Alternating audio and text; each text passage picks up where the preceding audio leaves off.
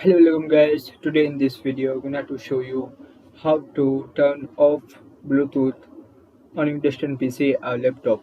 So guys, if you want to turn off Bluetooth on Windows 10 PC or laptop, so very easy.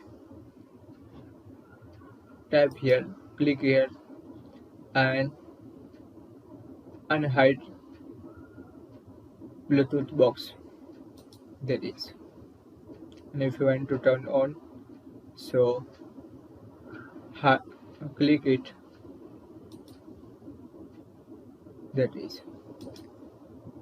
And other way, click on Start. Tap here Bluetooth.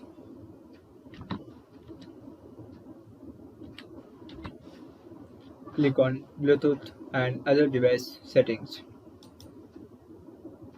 Here option Bluetooth. So if you want to turn off, so select toggle off position. And if you want to turn on, so select toggle on position. That is. So guys, this is very simple and easy method if you want to turn off or turn on Windows 10 PC Bluetooth. So very easy. Thank you for watching this video. Please subscribe my channel for latest update.